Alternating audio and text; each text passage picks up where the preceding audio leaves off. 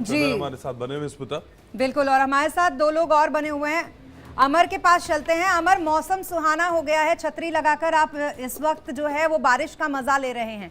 कितने लोग घर में बैठे बैठे या फिर किचन में अपने मजा ले सकते हैं जब ये बजट का पिटारा खुलेगा तो कैसा लगेगा? कुछ अंदर खाने से खबर?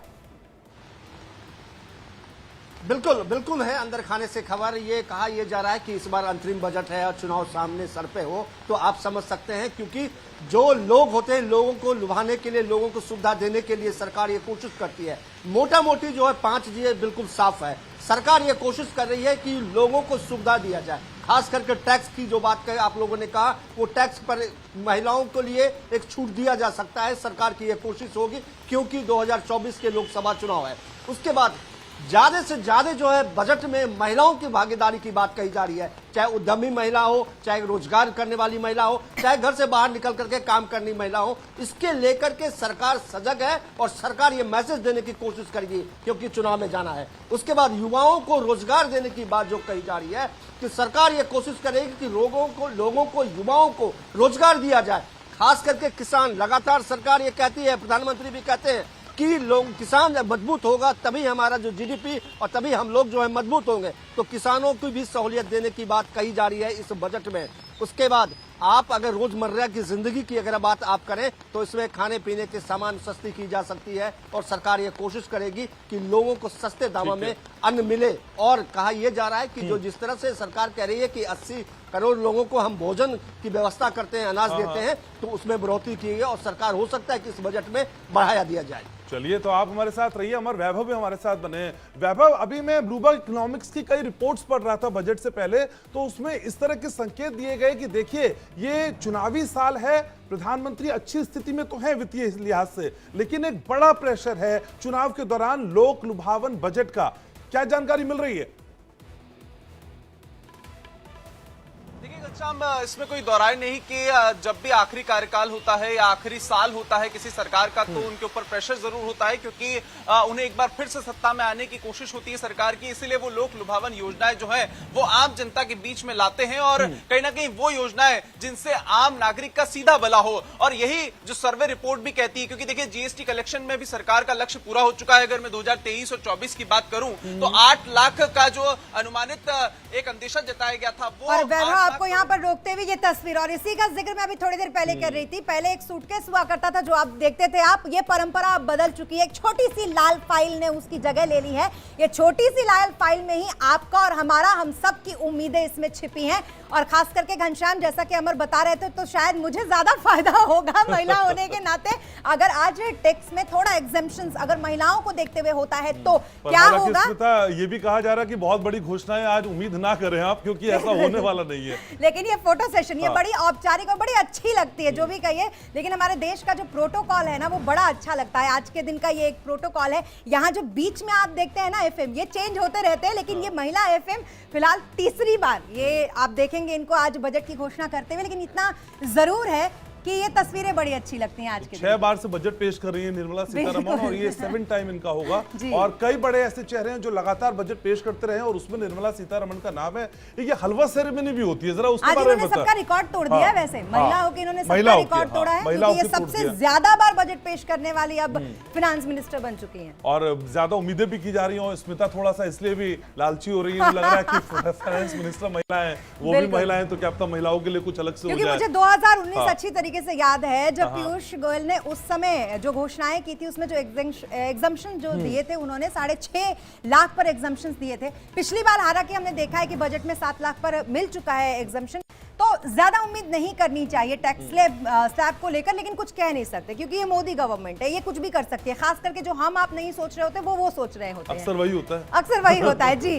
तो इसलिए मुझे लगता है कि थोड़ा इंतजार हमें करना चाहिए, टैक्स स्लैब को लेकर भी थोड़ा इंतजार करना चाहिए। थोड़ा अति उत्साह हो जाएगा ये कहना। लेकिन जहां तक महिलाओं की बात है, क्योंकि इसको क्यों रिलेट किया जा रहा है, आपको याद होगा संसद जब शुरू हुआ तो प्रधानमंत्री ने जब अपना वहां पर भाषण दिया इस बजट सेशन के पहले दिन, तो वहां उन्होंने महिलाओं के 26 जनवरी वाले परेड से लेकर द्रौपदी मुर्मू से लेकर फिनांस मिनिस्टर तक महिलाओं को लेकर जिस तरीके से उन्होंने ताना बाना बुना और उनकी बातचीत की, तो उसमें कहीं ना कहीं ये लग रहा है कि महिलाओं को लेकर कुछ हो सकता है। लेकिन कुछ भी कह नहीं सकते क्योंकि एग्जेम्पशंस लगाना इस सरकार में कम से कम, और इस सरकार की बातों को लेकर थोड़ा ज्यादा और अति उत्साह हो जाता है, क्योंकि कई बार चीजें बड़ी पलट होती भी है। हैं, उनको इतना आप निराशा ना कर रहे, उनके लिए थोड़ा सा उनके लिए भी स्कोप नहीं, उनके लिए महिलाओं के साथ पुरुषों के लिए भी कुछ हो सकता है। और हालांकि ये कहा जा रहा है कि विकास दर की रफ्तार है उसको भी मेंटेन किया जाएगा, फिजिकल डेफिसिट वो कैसे कम किया जाएगा। नहीं, और उसको सबसे बड़ी बात जो अगर चुनावी घनश्याम साल है आप ना देखेंगे तो फिजिकल डेफिसिट को लेकर सरकार बड़ी उम्मीदों में है। उसका ये कहना है कि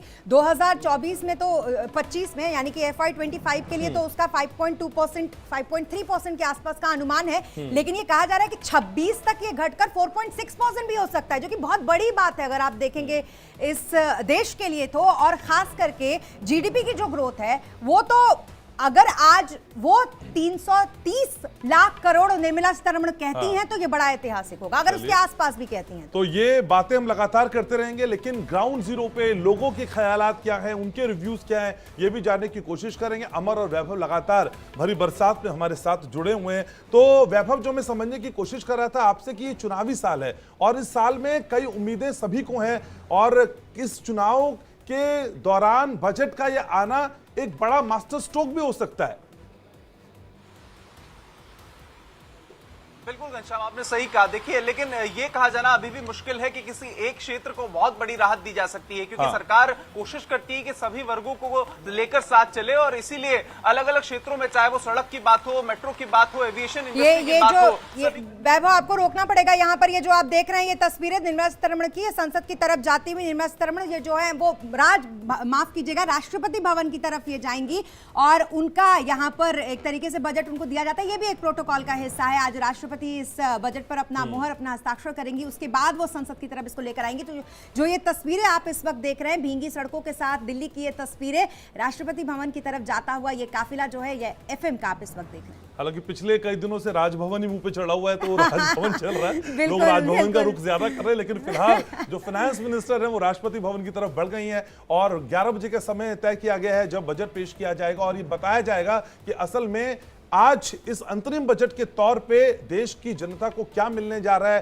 किस तरह की रणनीति है, और जो दूरगामी योजनाएं होंगी उन पे फोकस रहने की उम्मीद है। क्योंकि 5 ट्रिलियन इकोनॉमी का जो टारगेट है उसको अचीव करने के लिए जिस तरह की कोशिशें की जा सकती हैं, उन कोशिशों की झलक भी आज के इस बजट में देखने को मिल सकती है। लेकिन जैसे स्मिता कह रही थी कि घाटे को लेकर कोई चिंता नहीं है, बहुत पैसा है भाई, और इस बढ़ते हुए पैसे के साथ देश में विकास की रफ्तार भी बढ़ेगी, ऐसा भी है, और हम भी यही चाहते हैं। तो हम चाहते हैं कि आज जो बरसात हो रही है, इंद्र देवता मेहरबान है। बहुत पैसा ये आंकड़े बताते हैं। अगर आपको याद होगा पिछली बार, क्योंकि हम लोग जब भी एनालिसिस करते हैं तो उसमें कैपेक्स पे भी ध्यान देते हैं।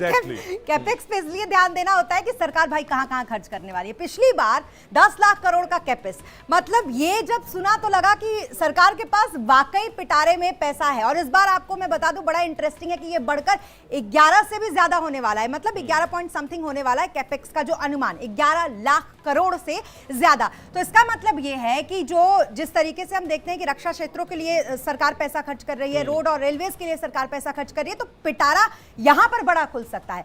अब हमारे साथ लगातार हमारे जो रिपोर्टर्स हैं वो बने हुए हैं, तो क्या कुछ तस्वीरें वहां से, अमर, क्या कुछ नजर आ रहा है आपको कुछ पीछे?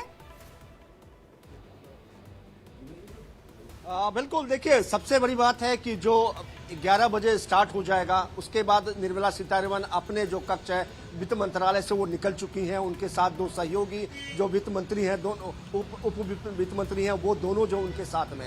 ये सबसे अहम है कि जो इंफ्रास्ट्रक्चर है, जो किस तरह से इंफ्रास्ट्रक्चर को एक बार मजबूत किया जाएगा। मैं बार बार कह रहा हूं कि 2024 लोकसभा चुनाव है, विपक्ष को भी साधने की कोशिश की जाएगी इस बजट में। इंफ्रास्ट्रक्चर किस तरह से मजबूत करेंगे, किसानों को आप किस तरह से फायदा पहुंचाएंगे, और लगातार ये कहा जा रहा है कि महिला सशक्तिकरण की जो बात सरकार का जो एक पॉलिसी है, उस महिला सशक्तिकरण में कई तरह के जो फ्रम है उसको लाने की कोशिश किया जाएगा इस बार। और ये मैसेज दिया जाए, देने की कोशिश करेगी कि सरकार जो है किसी जात और पात में जो नहीं बटी हुई है, सरकार गरीब और अमीरों के बीच जो है जो खाई है उसको कम करने की कोशिश करेगी इस बजट में। लगातार जो युवा वर्ग है, क्योंकि युवा वर्ग अग्निवीर को लेकर के नाराजगी है, उसमें भी कहा जा रहा है कि इसमें भी इस बजट में कुछ न कुछ युवा वर्ग के लिए होगा। शिक्षा को किस तरह से मॉडिफिकेशन किया जाए, मॉडिफाई किया जाए, उस पर भी सरकार विचार कर रही है और इस बजट में यह भी आपको देखने को मिलेगा। तो महिला को बिल और लगातार ये कहा जा रहा है कि महिला सशक्तिकरण में सरकार अव्वल है और कोशिश करेगी कि उन्हें भागीदारी दी जाए। बिल्कुल अमर, आप बने रहिए। वैभव भी हमारे साथ हैं, लेकिन वैभव, जो एक्सपर्ट्स हैं, जो फाइनेंशियल एक्सपर्ट्स हैं, वो क्या कह रहे हैं? पिछली जो योजनाएं चल रही हैं उनमें भी किसी तरह की बढ़ोतरी होगी, और क्या साथ ही कुछ नई योजनाएं भी शुरू हो सकती हैं? क्या हम इस तरह की उम्मीद कर सकते हैं? क्या कहते हैं फाइनेंशियल एक्सपर्ट्स? बिल्कुल घनश्याम, देखिए सबसे बड़ा अगर राहत की बात की जाए तो रेलवे का अब तक हमने देखा है कि एक अलग से बजट पेश होता आता रहा है, लेकिन इस बार रेलवे को लेकर 2.5 लाख से लेकर 3 लाख करोड़ तक का जो बजट है वो आवंटित किया जा सकता है, क्योंकि अगले 5 वर्षों की जो योजना है वो सरकार लेकर रेलवे के लिए आ रही है और करीब बताया जा रहा है 3000 से ज्यादा नई ट्रेनें जो है उनकी शुरुआत की जा सकती है। तो ऐसे में आम जो लोग हैं उनके लिए कहीं ना कहीं एविएशन और जो रेलवे कनेक्टिविटी है उन क्षेत्रों में भी राहत देने की बातचीत की जा रही है। इंफ्रास्ट्रक्चर की बात मेरे सहयोगी अमन ने कही, तो इन क्षेत्रों को अलग अलग एक्सपर्ट्स ने कहा है कि सरकार कोशिश करेगी कि इन पे काम ज्यादा किया जा सके। और हर बार जब देखा जाता है कि 5 साल का कार्यकाल खत्म होने वाला होता है तो सरकार 1 साल का बजट जरूर पेश करती है, लेकिन उसका असर अगले 5 सालों तक पड़ता है। यानी अगली सरकार किसी की भी बने, लेकिन 5 साल बाद इसका असर देखने को मिलेगा, क्योंकि जो बजट है वो कहीं ना कहीं आम लोगों के लिए होता है और 5 साल का एक लक्ष्य रखा जाता है कि आप लोग इस बजट का असर अगले 5 सालों तक होए,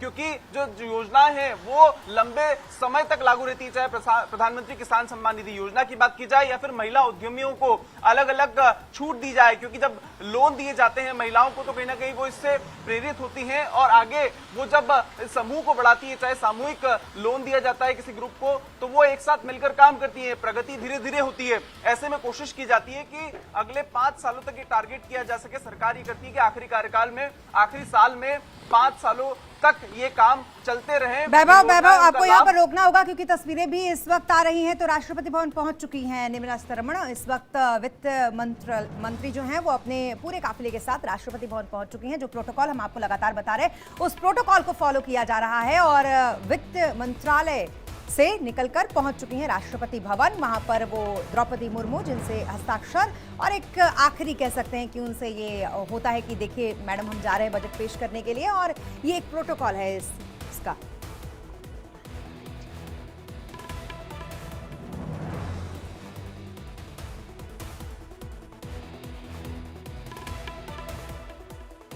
होती है आज के दिन की और बहुत अच्छी लगती है ये तस्वीरें। और जो मैं आपको कह रही थी वो मैं इसलिए कह रही थी कि ज्यादा उत्साहित नहीं होना चाहिए, क्योंकि मुझे याद है कि अभी थोड़े दिन पहले एसोचैम के एक मीटिंग में जब पहुंची थी निर्मला सीतारमण, तो वहां पर उन्होंने कहा था कि देखिए इंटरिम बजट है, वोट ऑन अकाउंट, और इससे ज्यादा उम्मीदें नहीं रखनी चाहिए, क्योंकि हमें जरूरत होती है कि हम जब तक सत्ता में हैं 2 से 3 महीने के लिए, मई में वैसे भी इलेक्शंस होने हैं, तब तक के लिए हम जो खर्च का ब्यौरा है वो दे सके और उस समय तक के लिए जो पैसे चाहिए होते हैं देश में खर्च करने के लिए वो हम ले सके। तो कुल मिलाकर ये हिसाब किताब जैसी एक बात होती है इंटरिम बजट की। लेकिन मोदी सरकार के इस कार्यकाल में जो चलता